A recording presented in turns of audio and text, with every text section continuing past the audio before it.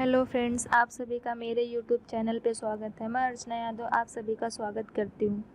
आज के इस वीडियो लेक्चर में हमें बाल विकास का अर्थ, बाल विकास की आवश्यकता तथा बाल विकास की कुछ परिभाषाओं के बारे में पढ़ना है। इसके पहले वाले वीडियो लेक्चर में मैं आपके साथ बाल विकास के सिलेबस के बारे में डिस्कस की थी। तो इस वीडियो लेक्चर में हम 3 टॉपिक कवर करेंगे: बाल विकास का अर्थ, बाल विकास की आवश्यकता तथा बाल विकास की परिभाषाएँ। तो चलिए दोस्तों देखते हैं बाल विकास का अर्थ क्या होता है। बाल विकास से तात्पर्य बालकों के सर्वांगीण विकास से होता है। अब हम देखेंगे कि यहाँ सर्वांगीण विकास मतलब क्या होता है। सर्वांगीण विकास मतलब बालकों का सभी प्रकार का विकास। उसमें हो गया शारीरिक विकास, मानसिक विकास, सामाजिक विकास। ओके, शारीरिक विकास में हमें यह देखना होता है कि बालकों की हाइट बढ़ रही है कि नहीं बढ़ रही है, उनकी मांसपेशियाँ डेवलप हो रही कि नहीं हो रही है, उनके मस्तिष्क में डेवलपमेंट हो रही कि नहीं हो रही है। सारी चीज़ें हमें शारीरिक विकास के अंतर्गत देखना होता है। मानसिक विकास के अंतर्गत उनकी कल्पना शक्ति कैसी है, तर्क शक्ति कैसी है, चिंतन कर पा रहे कि नहीं कर पा रहे हैं, उनकी बुद्धि कैसी है, सारी चीज़ें हम मानसिक विकास के अंतर्गत देखते हैं। और सामाजिक विकास के अंतर्गत हमें ये देखना होता है कि वह समूह में अपने आप को कैसे रख रहा है, वह दूसरों के सामने अपनी बातों को कैसे रख रहा है, वो समाज में अपने आप को किस प्रकार से रिप्रेजेंट कर रहा है। ये सारी चीज़ें हमें सामाजिक विकास के अंतर्गत देखना होता है। बाल विकास का अध्ययन करने के लिए विकासात्मक मनोविज्ञान की एक अलग शाखा बनाई गई, जो बालकों के व्यवहारों का अध्ययन गर्भावस्था से लेकर मृत्यु पर्यंत तक करती है। क्या यहाँ इस लाइन में क्या लिखा हुआ दोस्तों, जो बाल विकास का अध्ययन करने के लिए एक विकासात्मक मनोविज्ञान की क्या शाखा बनाई गई, जिसमें क्या किया जाता था, बालकों के व्यवहारों का अध्ययन किया जाता था। कब से कब तक? गर्भावस्था से लेकर तो मृत्यु पर्यंत तक अध्ययन किया जाता। सिर्फ बालकों के व्यवहारों का, ये ध्यान देने योग्य बात है कि सिर्फ बालकों के व्यवहारों का ही अध्ययन किया जाता था। जब से बच्चा गर्भ में पड़ता था तब से लेकर जब तक उसकी मृत्यु नहीं होती थी तब तक के जो उसका विकास होता था, मतलब व्यवहार होता था बालकों का, वो इसके अंतर्गत इसकी स्टडी की जाती थी। परंतु वर्तमान समय में इसे बाल विकास में परिवर्तित कर दिया गया है। लेकिन अभी क्या कर दिया गया है, जो बाल मनोविज्ञान था उसे बाल विकास में परिवर्तित कर दिया गया है। क्यों कर दिया गया है देखते हैं। क्योंकि बाल मनोविज्ञान में केवल बालकों के व्यवहारों का अध्ययन किया जाता था। ध्यान दीजिएगा दोस्तों, केवल बालकों के व्यवहारों का अध्ययन किया जाता था। किसमें? बाल मनोविज्ञान में। जबकि बाल विकास के अंतर्गत उन सभी तथ्यों का अध्ययन किया जाता है जो बालकों के व्यवहारों को एक निश्चित दिशा प्रदान कर विकास में सहायता प्रदान करते हैं। क्या करते हैं? जो बाल मनोविज्ञान था उसमें से बालकों के व्यवहारों का अध्ययन किया जाता था, लेकिन जो बाल विकास है उसमें क्या किया जाता है, बालकों के व्यवहारों के साथ साथ उन सभी तथ्यों का अध्ययन किया जाता है जो उसके व्यवहार को एक निश्चित दिशा प्रदान करते हैं। ओके दोस्तों, यहाँ तक समझ में आ गया आप लोगों को? अब यहाँ देखते हैं, एक मनोवैज्ञानिक का नाम दिया है हरलॉक। ये मतलब बाल मनोविज्ञान को बाल विकास में क्यों परिवर्तित किया गया, इस संबंध में कुछ बोल रहे हैं। देखते क्या बोल रहे हैं। बाल मनोविज्ञान का नाम बाल विकास इसलिए बदला गया क्योंकि अब बालक के विकास के समस्त पहलुओं पर ध्यान केंद्रित किया जाता है, किसी एक पक्ष पर नहीं। हरलॉक क्या बोल रहे हैं कि जो बाल मनोविज्ञान है उसे बाल विकास में इसलिए परिवर्तित किया गया क्योंकि अब जो बालकों का विकास है उसके समस्त पहलुओं पर ध्यान केंद्रित किया जा रहा है, ना कि सिर्फ एक पक्ष पर। मतलब जैसे बाल विकास में सामाजिक, शारीरिक, मानसिक और व्यवहारिक के सभी पहलुओं पर ध्यान दिया जाता है, जबकि बाल मनोविज्ञान में केवल व्यवहार पर ही ध्यान दिया जाता था। ओके, अब आगे देखते हैं हम। बाल विकास के संबंध में अनेक विद्वानों ने अपने अलग अलग मत दिए हैं। अब यहाँ पे हम देखेंगे बाल विकास की परिभाषाएं क्या है। तो सबसे पहले हम क्रो एंड क्रो के अनुसार देखेंगे। देखिए ये लाइन देखते हैं। क्रो एंड क्रो के अनुसार बाल विकास वह विज्ञान है जो बालक के व्यवहार का अध्ययन गर्भावस्था से किशोरावस्था तक करता है। दोस्तों यहाँ पे मिस प्रिंट दिया है, मृत्यु पर्यंत ना होकर यहाँ पे किशोरावस्था होगा। ओके, ये कीवर्ड आप ध्यान में रखेंगे, आपको डेफिनेशन याद हो जाएगी। क्रो एंड क्रो के अनुसार क्या है बाल विकास की डेफिनेशन, कि बाल विकास वह विज्ञान है जो बालक के व्यवहार का अध्ययन गर्भावस्था से लेकर किशोरावस्था तक करता है। ओके, फिर उसके बाद एक मनोवैज्ञानिक है डार्विन। डार्विन क्या बोलते हैं, बाल विकास व्यवहारों का वह विज्ञान है जो बालक के व्यवहार का अध्ययन गर्भावस्था से मृत्यु पर्यंत करता है। अभी दो डेफिनेशन में बस बेसिक डिफरेंस देख लीजिए आप लोग। क्रो एंड क्रो क्या बोलते हैं कि गर्भावस्था से लेकर किशोरावस्था तक होता है, और डार्विन क्या बोल रहे हैं, गर्भावस्था से लेकर मृत्यु पर्यंत तक होता है। बस यही बेसिक डिफरेंस है। ये दो कीवर्ड्स आप ध्यान रख लेंगे, आपको डेफिनेशन याद हो जाएगी। अब इसके बाद हम देखते हैं हरलॉक क्या बोल रहे हैं। हरलॉक के अनुसार बाल विकास मनोविज्ञान की वह शाखा है जो गर्भधान से लेकर मृत्यु पर्यंत तक, कब से कब तक, गर्भधान से लेकर मृत्यु पर्यंत तक होने वाले मनुष्य के विकास की विभिन्न अवस्थाओं में, मनुष्य का जो विकास हो रहा है उसकी जो विभिन्न अवस्थाएं हैं, जैसे शैशवावस्था, बाल्यावस्था, किशोरावस्था, होने मनुष्य के विकास की विभिन्न अवस्थाओं में होने वाले परिवर्तनों का अध्ययन है। क्या होता है, बाल विकास क्या करता है कि जो मनुष्य की विभिन्न अवस्थाओं में परिवर्तन हो रहा है, जो विकास हो रहा है उसमें जो परिवर्तन आ रहे हैं उसका अध्ययन करता है, ऐसा हरलॉक कहते हैं। डेफिनेशन आपको याद हो गई होगी। ओके, अब हम कितनी डेफिनेशन देख लिए, 3 डेफिनेशन। पहली डेफिनेशन क्या बोलता है, क्रो एंड क्रो, वो क्या बोलते हैं कि गर्भावस्था से लेकर किशोरावस्था तक अध्ययन है। डार्विन बोलते हैं गर्भावस्था से लेकर मृत्यु पर्यंत तक के अध्ययन है। और हरलॉक बोलते हैं कि जो विकास की विभिन्न अवस्थाएं हैं उसमें जो परिवर्तन होते हैं उसका अध्ययन है बाल विकास। दोस्तों ये 3 डेफिनेशन आप बहुत अच्छे से याद कर लीजिएगा, पेपर में आ सकता है इसमें से कोई एक भी डेफिनेशन। ओके, अब हम देखते हैं, इस प्रकार उपयुक्त परिभाषाओं से यह स्पष्ट होता है कि बाल विकास बाल मनोविज्ञान की ही एक शाखा है जो बालकों के विकास, व्यवहार और विकास को प्रभावित करने वाले विभिन्न तत्वों का अध्ययन करता है। क्या करता है, बालकों के विकास, उसके व्यवहार और जो विकास को विभिन्न प्रकार के जो तत्व होते हैं, मतलब प्रभावित करने वाले कारक, उनका भी अध्ययन बाल विकास के अंतर्गत किया जाता है। ओके दोस्तों, अब मैं आपको बता दूं कि बाल मनोविज्ञान और बाल विकास में क्या अंतर है। तो बाल मनोविज्ञान क्या करता है, सिर्फ जो बालकों की क्षमताएं होती है उसका अध्ययन करता है, जबकि जो बाल विकास होता है वो क्या करता है, क्षमताओं के विकास की दशा का अध्ययन करता है। इस मीनिंग, मतलब इस वर्ड, जो इतने वर्ड है इनकी मीनिंग आपको समझ में आई। देखिए, क्षमताओं के विकास की दशा मतलब जैसे देखिए उस बौद्धिक विकास, किसी बच्चे का बौद्धिक विकास नहीं हो रहा तो वो क्यों नहीं हो रहा, क्या रीज़न है उसका, क्यों, मतलब कोई तो वजह होगी, या वंशानुक्रम हो सकता है कि उनके मम्मी पापा का बौद्धिक क्षमता उतनी ही हो इसलिए उस बच्चे की भी उतनी है, या फिर वातावरण का भी प्रभाव पड़ सकता है। ये सारी चीज़ों का अध्ययन किस में किया जाता है, बाल विकास में। लेकिन बाल मनोविज्ञान में ये नहीं किया जाता था। बाल मनोविज्ञान में सिर्फ उसकी क्षमता है तो है, इतनी है, मतलब वो बच्चा होशियार है तो होशियार है, डल है तो डल है, बस इतना ही किया जाता था। ओके, अब हम आगे देखेंगे। बाल मनोविज्ञान का उद्देश्य बाल मन तथा बाल स्वभाव को समझना होता है, जैसे बालक के भीतर कौन सी क्षमताएं विद्यमान है। क्या बोल रहा है, बाल मनोविज्ञान का उद्देश्य क्या होता है, बाल मन तथा बाल स्वभाव को समझना होता है,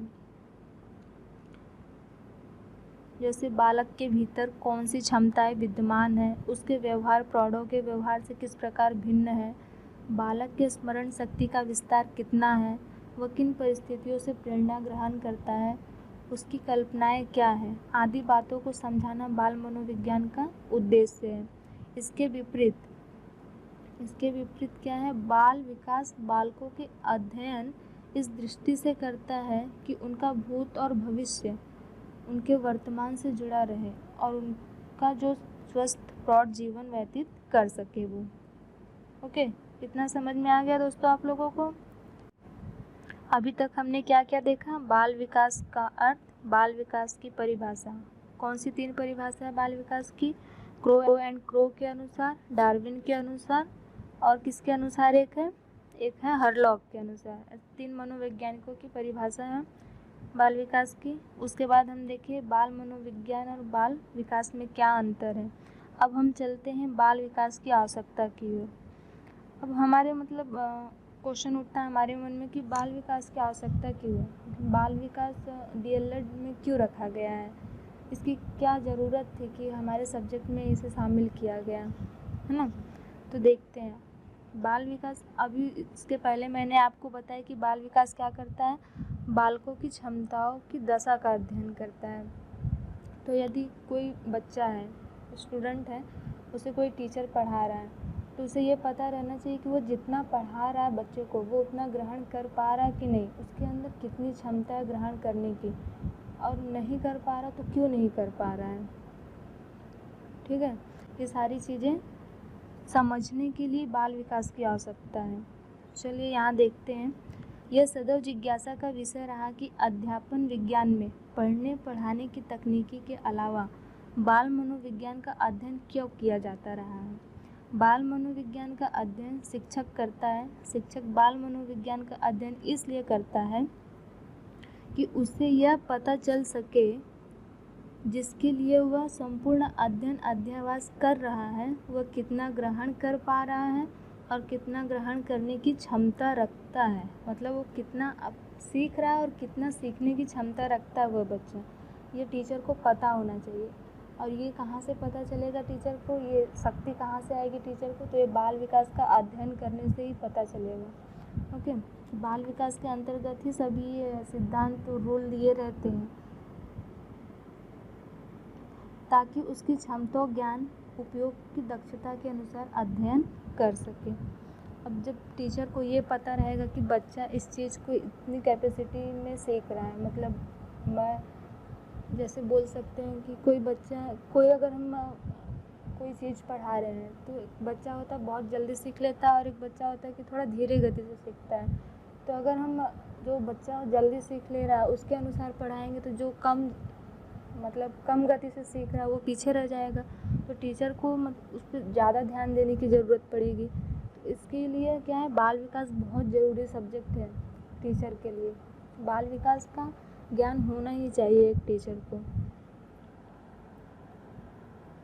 ओके, फिर हम देखते हैं बाल विकास अध्यापकों के लिए निम्न प्रकार से आवश्यक है। इसमें पहला पॉइंट है बालकों की मनोरचना की जानकारी प्राप्त करने के लिए। बालक की जो उसके मन में क्या चल रहा है बालक की, उसकी जानकारी टीचर कैसे प्राप्त करे, ये बाल विकास के थ्रू ही वो अपने आप को योग्य बना सकता है। देखिए, सार्वभौम का कोई भी प्राणी पूर्णतः एक समान नहीं होता है। ठीक उसी प्रकार कोई भी 2 बालक एक प्रकार नहीं होते हैं। सभी की मनोरचना, मस्तिष्क रचना भिन्न भिन्न प्रकार की होती है, लेकिन अध्यापक को यह सुविधा नहीं प्राप्त है कि प्रत्येक बालक को अलग अलग उसकी मनोरचना के अनुसार शिक्षा प्रदान करें। क्योंकि देखिए बच्चे क्लास में 30 से 35 बच्चे हैं। अब अगर टीचर चाहे कि एक इंडिविजुअल बच्चे को पढ़ाए तो ये पॉसिबल नहीं है। अगर वो कोई कंटेंट पढ़ा रहा है तो सभी बच्चों को समान तरीके से ही पढ़ाएगा। ठीक है, ये सुविधा तो टीचर को नहीं पता है, लेकिन अध्यापक को यह सुविधा नहीं प्राप्त है कि प्रत्येक बालक को अलग अलग उसकी मनोरचना के अनुसार शिक्षा प्रदान करे। अब सभी बच्चों का क्या, वो व्यक्तिगत रूप से अलग होते हैं, बौद्धिक क्षमताएं सबकी अलग होती है, किसी की ज़्यादा होती है, किसी की कम होती है, किसी की मीडियम होती है। तो अब उतने बच्चे हैं, समूह में बैठे हुए हैं, तो टीचर एक एक बच्चे को नहीं पढ़ा सकता है, ये सुविधा तो टीचर को प्राप्त नहीं है। तो क्या करता है कि मनोविज्ञान का अध्ययन करके एक सर्व उपयोगी पद्धति की जानकारी प्राप्त करता है। क्या करता है, सर्व उपयोगी पद्धति की जानकारी प्राप्त करता है और उसी पद्धति के अनुसार वो क्या करता है, कक्षा शिक्षण करता है ताकि सभी बच्चों का उसका लाभ मिल सके। बच्चों के मस्तिष्क रचना की जानकारी प्राप्त करने का प्रयास करता है। वो हर बच्चों को क्या करता है, उसकी बौद्धिक रचना बोल सकते हैं, मस्तिष्क रचना बोलना थोड़ा अलग होगा, मतलब उसका बौद्धिक विकास कितना है, किस तरीके से चीज़ों को ग्रहण कर रहा है, उसकी क्षमता कितनी है ग्रहण करने की, ये सारी चीज़ों के बारे में वो पता कर सकता है अगर उसे बाल विकास का ज्ञान है तो। दूसरा पॉइंट क्या है, बाल विकास प्रक्रिया को समझाने में सहायक। प्रत्येक बालक का विकास अपने अनुसार विभिन्न नियमों व सिद्धांतों के अनुसार होता है। प्रत्येक बालक का विकास व्यक्तिगत रूप से होता है तथा विशिष्ट व्यवहार करता है तथा क्षमताओं को ग्रहण करता है। अगर शिक्षक बाल विकास के अध्ययन से अपना शिक्षण विकास प्रक्रिया क्या करेगा, जो विकास की प्रक्रिया है, उसकी क्षमता है जो शिक्षण करने की, वो बच्चे की जो अधिगम शक्ति है, उसकी क्षमता जो उसके अनुरूप बनाने में वो समर्थ हो जाएगा अगर शिक्षक को बाल विकास का ज्ञान है तो। ओके, नेक्स्ट पॉइंट है बाल निर्देशन व परामर्श में सहायक। बाल मनोविज्ञान के अध्ययन से शिक्षक छात्र की क्षमताओं और रुचियों का ज्ञान प्राप्त करके तदनुसार आगे की पढ़ाई करने तथा व्यवसाय मार्ग व अध्ययन तथा अभिभावक को देता है। इससे छात्र के भटकने तथा समय व श्रम के अपव्यय होने की संभावना नहीं रहती है। क्या होता है, जिस टीचर को बाल मनोविज्ञान का ज्ञान होता है वो बच्चों को देखते बरोबर, मतलब उस बच्चे की रुचि किस काम में है, उसकी कितनी क्षमता उस काम करने को, और उस क्षेत्र में उसे कितना ज्ञान है, ये सारी चीज़ें उसे समझ में आ जाती है। और उसी के अनुसार वो क्या करता है, बच्चे को आगे की पढ़ाई करने के लिए परामर्श देता है, उसे व्यवसाय के लिए क्या करता है, अपना एडवाइस देता है, निर्देशन करता है उसे। और उस बच्चे के जो अभिभावक होते हैं, मतलब पेरेंट्स जो होते हैं, उन्हें भी उस बच्चे के बारे में, जो उस बच्चे की क्षमता और उसकी रुचि के बारे में बताते हैं, ताकि बच्चा जो है अपने सही डायरेक्शन में जा सके, वो भटक ना सके इधर उधर। इसलिए इसमें सहायक होता है बाल विकास। ओके, नेक्स्ट पॉइंट है बालकों के प्रति भविष्यवाणी करने में सहायक। बाल मनोविज्ञान के जानकार शिक्षक बाल मनोविज्ञान का अध्ययन करके उसके भविष्य के प्रति अनुमान लगाकर कथन कर सकता है, जिससे छात्रों के व्यवसाय चयन में आसानी होती है। मतलब अगर बाल मनोविज्ञान का ज्ञान है शिक्षक को तो क्या करेगा, जो बच्चा है उसके भविष्य के प्रति अनुमान लगाकर वो ये बोल सकता है कि तुम इस व्यवसाय को चुनो, तुम इसमें ज़्यादा बेटर कर सकते हो। जैसे कोई बच्चे का दिमाग मैथमेटिक्स में ज़्यादा चल रहा है, साइंस में ज़्यादा चल रहा है, तो उसे टीचर ये सलाह देगा कि तुम इंजीनियरिंग करो या फिर डॉक्टरी लाइन में जाओ, मेडिकल फील्ड में जाओ। जिस बच्चे का कला में ज़्यादा चल रहा है दिमाग, साहित्य वगैरह में, उसे बोलेगा नहीं तुम कॉम्पिटिटिव की प्रिपरेशन करो, आईएएस की प्रिपरेशन करो। इस प्रकार से मतलब वो जॉब के गाइडलाइंस दे पाएगा उस बच्चे की क्षमता के अनुसार। ओके, अब नेक्स्ट पॉइंट कौन सा है, बाल व्यवहार का मार्गांतरीकरण व नियंत्रण में सहायक। 5th पॉइंट है, मतलब वो बालकों का व्यवहार, सभी बालकों का व्यवहार अलग अलग होता है। तो अगर गलत व्यवहार, मतलब गलत राह पे जा रहा है बच्चा, तो उसे सही मार्ग दिखाएगा कौन, टीचर, और उसे नियंत्रण भी कर सकता है अपने तरीके अपनाकर। ओके, तो देखते पढ़ते इसमें क्या लिखा हुआ है। कभी कभी छात्र ऐसा व्यवहार करता है जो बालक व समाज के प्रति अच्छा नहीं होता है। वह व्यवहार इतना प्रगाढ़ हो जाता है जिसे पूर्णतः समाप्त करना संभव नहीं होता। ऐसी दशा में बालक के व्यवहार की दिशा बदलकर उसको रचनात्मक बनाया जा सकता है। बाल मनोविज्ञान के अध्ययन से शिक्षक के अंदर ऐसा कौशल आ जाता है और वह बाल व्यवहार पर नियंत्रण कर सकता है। ओके, और फिर नेक्स्ट पॉइंट है व्यक्तिगत भिन्नता का ज्ञान। अब सभी बच्चे क्या होते हैं, व्यक्तिगत रूप से अलग अलग होते हैं, उनका कलर, हाइट, हेल्थ सभी अलग होता है, उनकी बौद्धिक क्षमताएं अलग होती है, सबके सोचने के तरीके अलग होते हैं। मतलब ये बोल सकते हैं कि हर व्यक्ति अपने आप में अलग है, कुछ ना कुछ अलग होता है ये बच्चों में, कोई समान नहीं होता है एकदम। तो क्या है, व्यक्तिगत भिन्नता का ज्ञान हो सकता है अगर शिक्षक को बाल विकास का ज्ञान है तो। विश्व के कोई भी दो प्राणी पूर्णतः एक समान नहीं होते हैं, कुछ न कुछ भिन्नता अवश्य रहती है। ऐसी दशा में उन भिन्नताओं की शैक्षिक योजना करना सामान्य शिक्षक द्वारा कठिन होता है। बाल मनोविज्ञान का ज्ञाता शिक्षक वैयक्तिक भिन्नताओं को जानकर तदनुसार अपने शिक्षण कौशल की योजना बनाकर सभी छात्रों को लाभ पहुंचाता है। ओके, नेक्स्ट पॉइंट क्या है? कक्षा शिक्षण व अधिगम का वातावरण बनाने में सहायक। ये सबसे महत्वपूर्ण पॉइंट है। कक्षा शिक्षण व अधिगम का वातावरण बनाने में सहायक होता है बाल विकास। ठीक, बाल मनोविज्ञान के ज्ञान से शिक्षक यह जान पाने में समर्थ होता है कि कक्षा में कब तथा क्या पढ़ाया जाए, जिससे हम सभी छात्र रुचिपूर्वक सीख सके। इससे अध्यापक कक्षा में अधिगम व शिक्षण का वातावरण सृजित कर अपने शिक्षण के माध्यम से पाठ्यपुस्तक को छात्रों तक पहुंचाने में सफल होता है। कब, क्या और कैसे पढ़ाया जाए, इसका ज्ञान बाल मनोविज्ञान द्वारा ही संभव होता है। तो देखिए दोस्तों, मतलब कभी कभी हम भी पढ़े, हम भी स्टूडेंट हैं, हमारे टीचर अगर एक के बाद सब्जेक्ट पढ़ाते जा रहे तो हम बोर हो जाते हैं, हमारे दिमाग में कुछ घुसता ही नहीं है।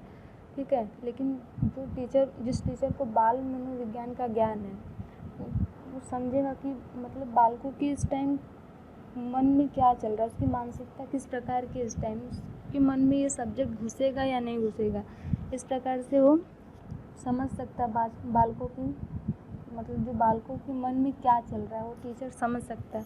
उसी प्रकार से वो क्या करेगा, अपना सब्जेक्ट पढ़ाएगा। या फिर नहीं पढ़ाने का मन है तो वो कुछ टाइम ब्रेक देके उस सब्जेक्ट को पढ़ाएगा। मतलब अपने तरीके से वो अरेंज कर सकते हैं उस कक्षा को। लेकिन अगर जिस टीचर को बाल मनोविज्ञान का ज्ञान ही नहीं है तो वो एक के बाद पढ़ाते जाएगा। बच्चे के दिमाग में घुसे या ना घुसे कोई फ़र्क नहीं पड़ता है ना। ऐसा होता है, अपने साथ भी हुआ है तो हमें पता है। तो दोस्तों, आपको समझ में आया या मतलब अगर किसी शिक्षक को बाल मनोविज्ञान का ज्ञान है तो कक्षा में क्या करेगा, शिक्षण व अधिगम का वातावरण बहुत अच्छे तरीके से बना सकता है और मतलब खुशहाल भरा वातावरण रहेगा कक्षा का, तो बच्चों को सीखने में ज़्यादा आसानी होगी। ठीक है, अभी नेक्स्ट पॉइंट है अनुशासन स्थापन में सहायक। कक्षा में अनुशासन स्थापन भी शिक्षण कौशल की एक कला है। अब अनुशासन स्थापना हेतु डांट फटकार कर शारीरिक दंड व मानसिक प्रताड़ना की अवधारणा को नकार दिया गया है, क्योंकि कक्षा के सभी छात्रों को दंड देकर अनुशासित करना संभव भी नहीं है। ऐसी दशा में मनोविज्ञान के प्रभाव से कक्षा में अनुशासन स्थापित किया जा सकता है, जो शिक्षक द्वारा मनोविज्ञान के ज्ञान से ही संभव है। अभी दोस्तों हमें पता है कि पहले का जो शिक्षण प्रणाली थी वो शिक्षक केंद्रित थी, उसमें शिक्षक जो बोलता था बच्चे वही करते थे, वही सुनते थे। लेकिन अभी पता है कि ये बाल केंद्रित शिक्षा प्रणाली आ गई है। इसमें सिर्फ शिक्षक क्या करेगा, डायरेक्शन देगा और बाकी जो सारी चीज़ें करना है वो बच्चे ही करेंगे। तो इसमें शिक्षक बालकों को मतलब पनिशमेंट नहीं दे सकते ज़्यादा, जैसे मार कर डांट कर पनिशमेंट नहीं दे सकते हैं। तो उन्हें क्या करना पड़ेगा, बाल मनोविज्ञान का तरीका ही अपनाना पड़ेगा कि वो बालकों को कैसे हैंडल करें, उनमें कैसे अनुशासन डेवलप करें। तो इसमें बाल मनोविज्ञान सहायक होता है टीचरों के लिए। फिर नेक्स्ट पॉइंट है विशिष्ट बालकों के शिक्षण में सहायक। विशिष्ट बालकों के शिक्षण में सहायक। अब विशिष्ट बालक मतलब क्या? विशिष्ट बालक दो प्रकार के होते हैं, एक या तो बहुत अच्छा जो पढ़ने वाला मतलब बहुत अच्छी बुद्धि वाला बालक होता है वो, और एक जो होता है वो निम्न बुद्धि वाला। दो तरह के विशिष्ट बालकों में आते हैं, दो कैटेगरी आती है।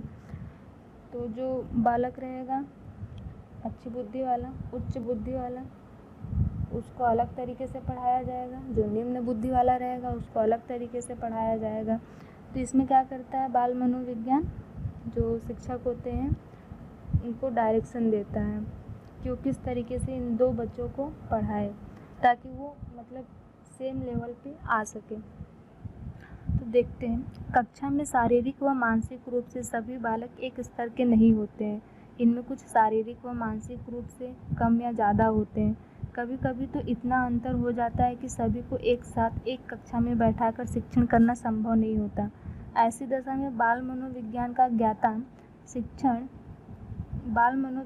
ज्ञाता शिक्षक शिक्षण में समायोजन करके विशिष्ट बालकों की आवश्यकता अनुसार शिक्षण उद्यम करता है। तो दोस्तों मैं बता दूं कि मतलब अगर जो बालक होशियार है तो उसे कम टाइम भी देंगे तो कम समय में वो समझ जाएगा।